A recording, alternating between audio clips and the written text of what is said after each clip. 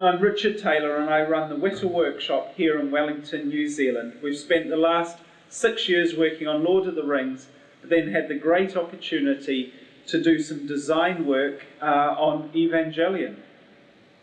I'm Ben Wootten.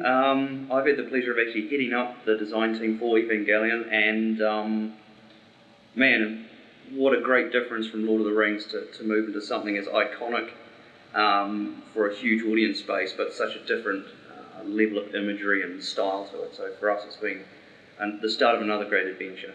Truly wonderful. It's got to be the Evas themselves. They're such a strong icon within a sea of giant robots and giant technology. We've got these creatures masquerading as robots, cutting a silhouette in an image that I don't think is captured in many other shows of that genre. There's something really special about the Evas themselves. I really love the fact that this post-apocalyptic world, this post-war or post-disaster Japan is new and clean, that it isn't a Mad Max wasteland of burning tyres and rubble. The fact that they have, the original designers visualised a world that continues on. It builds on the ruins of the old world, the phoenix that rose out of the flames. And it's been wonderful being involved in the design process, developing the brave new world that has grown out of the old.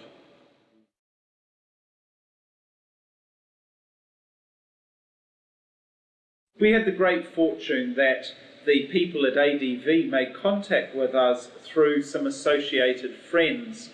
It's very unusual to have the opportunity to bring what is truly one of the great animated series and icons of Asian television culture to the Western world, and have a Western design team get to explore and experiment with these incredibly strong and lively motifs.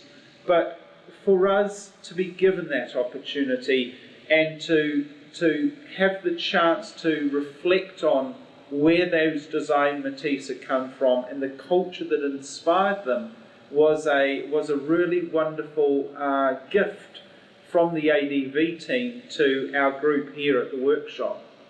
Oh, totally. And the cool thing about working with these guys is that from day one, I've always had the impression that they just want to make the film because it's going to be cool. They want to introduce it to a new audience, and they just want to make it because it needs to be made, not because it's a good money spinner or any of this sort of thing. They're as passionate about making the film as we are, and it's such an exciting opportunity to work with these guys. Yeah, I really feel they could have made a film adaptation of this animated series any time over the last years, but they have bided their time. They have waited till the world of digital physical effects, that world of filmmaking, has reached its zenith, has reached the high point that it is at today, so that the animated world of Evangelion can be realised through filmmaking techniques. Like Lord of the Rings. Lord of the Rings could have been made any time over the last 50 years by any filmmaker. It just wouldn't have been the film that Peter made. And I think likewise, this film could be great because they've chosen to wait till a time where technology has caught up with the vast and incredible vision of the original concept. Yeah, totally. It's going to be really exciting to see these things brought to life, and live action adaptation of comic work is always really difficult, and that's just at a level where you're trying to relate the human characters from a comic format or a cartoon format into the real world. But to bring these 250-foot tall biomechanical entities to life within a real look at the city and see them moving in our physical world is just going to be amazing. It's going to be amazing.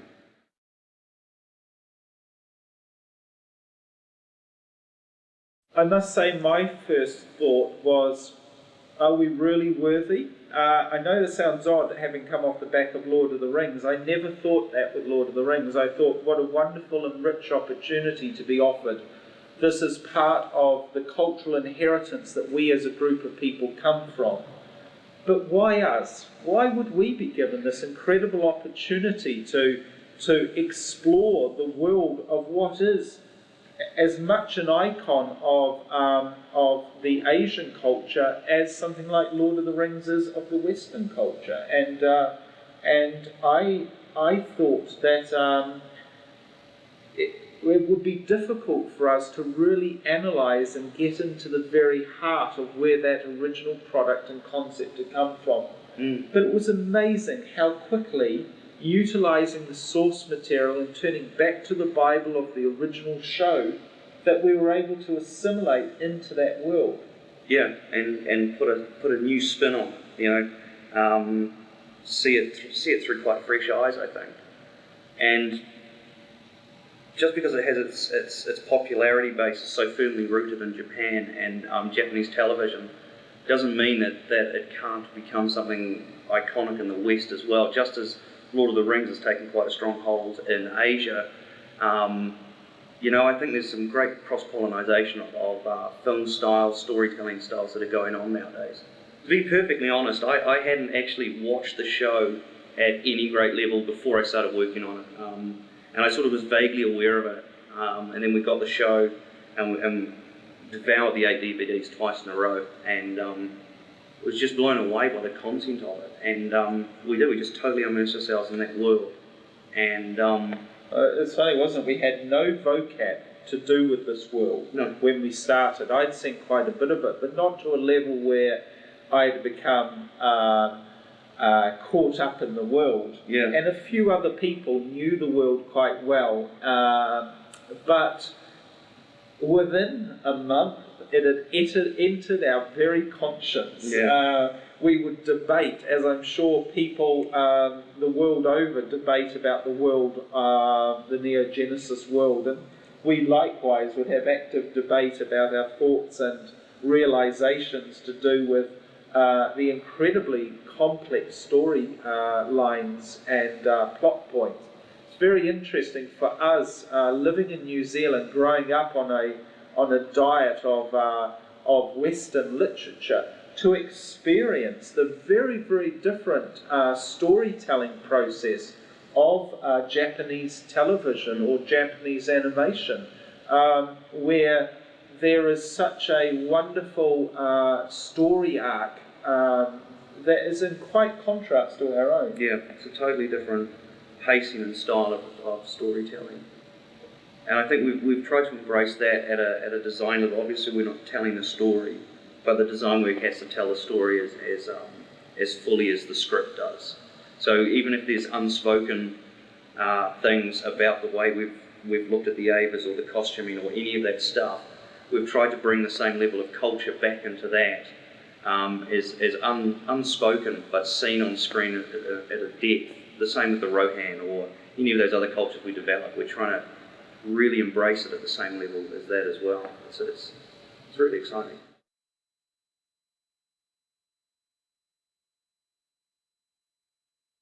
Today there is obviously a number of ways that this film could be tackled technically. If we have the great luck and great fortune to get to work on these films with ADV after the design process is completed, we would ourselves be campaigning very hard to use the hopefully seamless techniques of digital and physical interaction, utilising the gritty and real style of miniature construction and stitching those together with a combination of digital matte paintings, composited elements, and in the case of, say, the Evas, completely digitally animated characters. There's no doubt that today that digital animation has transcended the technical complications of the medium and can now create living, breathing creatures on the screen that you can actually have an emotional relationship with, that you can become emotionally linked in with. And I think in the case of the Evas, they are living entities. You do have to have some empathy with them. They can't be cold Gundam-style robots. They have to have some stronger essence. And I think a very subtle balance and a very subtle stitching together of practical physical elements and digital technology could bring the riches of these stories to life. Yeah, it certainly creates an image on screen which is harder to break down for those people that are looking for the effects and the way it's being done, this mesh of physical and digital. You've got to keep people guessing all the time and just keep tricking them faster than they can keep up with it, so the image they see, they accept. And there is, as you said, there is something about miniatures, I think, that works better than digital environments. At the moment, that's probably not always going to be the case, but I think there's something really nice about the tangibility of a miniature, the handcrafting of it still. There's something far more magical on the screen. I do really think that this world is a world of reality. The original authors never meant it to be a flight of fantasy or whimsy. They have written this world as if it's really happening in our future. And therefore, it needs to be grounded in reality. Let the story plot points add the fantasy to it, but let the environment around the actors have a level of gritty realism that adds an authenticity to the underpinning of the story. Yeah. And in turn, I think the fantasy and sci-fi elements will come through that, but be ever much more the stronger because of that reality base. Yeah, I mean, you've got 200 or 300 foot tall creatures moving around in a real city. That's exceptional. So everything else has to be as real as possible, because you want the audience to appreciate what it would be like to see these things moving through a real city, or the impact they have on the environment, or how removed from our reality this situation is. But it is still our reality, and so you still really do want to ground people in a city they could walk around in and not feel like they were on an alien planet, or any of those things that we take for granted every day of our lives. The more of that's there, the more you draw the audience in. And so the exceptional becomes truly the exceptional, not just part of a bizarre fantasy sort of roller coaster ride you're going on, or actually watching more than going on. Actually, you're more removed from it, so you want to pull the audience right back to some essence of reality. Yeah.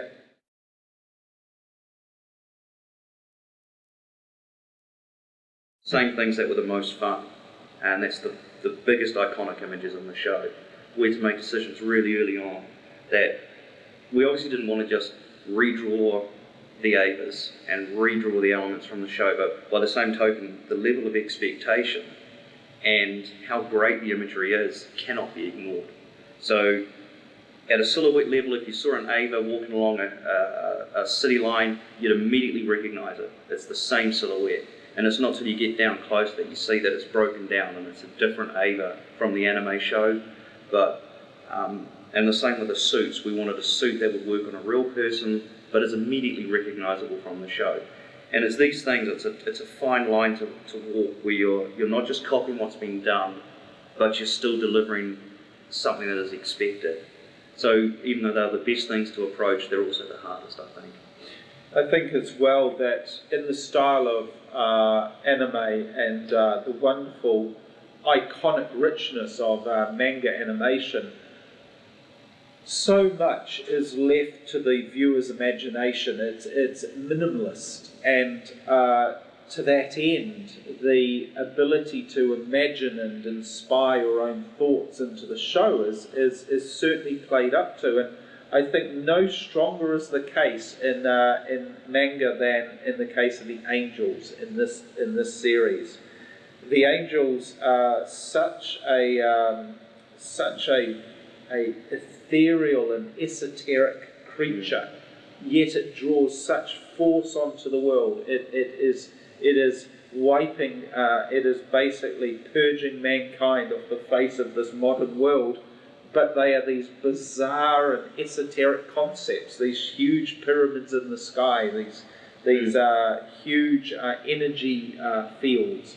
Trying to realize that in a physical world and bring that to a design entity and actually put it down as an illustration for the team at ADV to appreciate and buy into, we found to be very, very difficult. Yeah, it is. That is a really quite a tricky one to do. I mean, we've had the advantage of it being a little bit more freeform in the fact that, you know, they're not necessarily going to stick to the look of things, or maybe, you know, but it's an interesting one to go with, because it's given us great license, but man, to get that sort of imagery on a piece of paper so it sells at a level where you go, oh, yeah, I can see what that's going to do. It's really bizarre. It's a really quite an interesting one. Yeah. Yep. The rest of it, I mean, the rest of the environment for us has been, we know the tech level we want to work with, and we know the world that it's based in, the world that it's come from. But that's been easier in some respects, because, you know, we're just inventing cars or drawing aeroplanes and things like that, and I think there is a certain amount of freedom there. But we knew we wanted to work within some confines. This isn't Star Wars. There isn't anti-gravity paint painted on the hulls of the ships. These things are tied into a technology 40 or 50 years in our future, and therefore technology has only progressed that much. We've played around with wonderful ideas on how they build their skyscrapers, how they, you know, imagine it, these massive EVAs are walking around firing these huge guns, spent shells are raining down into the streets below, cracking the tarmac, landing on cars. Who actually goes and picks up the shells? Coming up with the vehicle that actually goes and recycles the spent shells. Yeah. These things in a real world film need to be thought of and conceptualised. Yeah. You think the shot of the brass falling out of a rotary cannon on the side of a helicopter is cool. Wait till you see, you know, casings the size of vans raining down on the street, smoking hot. And that's good stuff. Good stuff.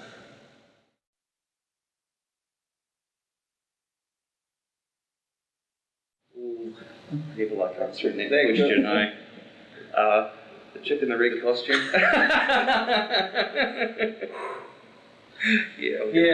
Ben designed our female leads and their costumes, and it's hard work, man. That was awful. Yeah, it was tough, I tell you. I didn't enjoy any of it. It's just they are so beautiful, so beautiful. But favourite things. I really think, I personally don't think there's any particular favourite. I think for myself, it's watching the overall aesthetic of the world rise up together, where no one element jars against the others, that it feels like it's a homogeneous, very compatible world, where technology isn't racing ahead in one particular medium, leaving the rest of the world behind, but rather everything is raised to the same level. Blade Runner, that world to me always felt so tangible, as if when we entered the world of Blade Runner, everything was at a similar technical level, all the heights of technology were at a similar level. And I do think the world of EVA is similar to that end. You know, there's a slight pyramid of technology. Obviously, everything based around the EVAs is a new technology. But the drop-off is you come out into a world which is quite holistically the same. And I think the design work has sort of reflected that. There's nothing... I'd have to agree. I mean, if you were to ask any one of the design team what their favourite design element was, they'd have a bias towards what they were most involved in.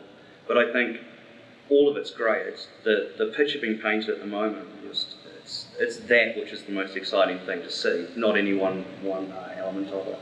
Just the fact that it's working so well as a unit, it's good. It's really nice. So we felt very privileged to be offered the opportunity to enter this world. How could you leave the designing on the Lord of the Rings and find something that would be as rewarding and as invigorating? But that's indeed the opportunity that we were delivered in respect to design in the world of Evangelion. The people at ADV have been so generous to give such confidence that and allow us such free rein to explore this world. So as we go on into the future, as the concept of the design is melded into the realities of the possibility of a feature film, we can only hope that we continue to be involved, and the opportunities for further development of this incredible world is there for us. I think the other thing, which is I certainly hope that when people see the work that's on this DVD, and you've already seen some of our drawings and magazines, that we're doing the right thing by the people who love Evangelion. And I'm sure we'll read about it on the net and stuff, but I really, really hope that the image that we bring into the live action screen is not an affront to those who really love what is a great show. So the responsibility and the challenge of that is amazing. It's huge, yeah. So I hope we journey on with you, and all the best, and we continue to grow as fans of this show, as I'm sure all of you are. So cheers for that, and we'll get back to our work here on the film. Cheers, thank you very much.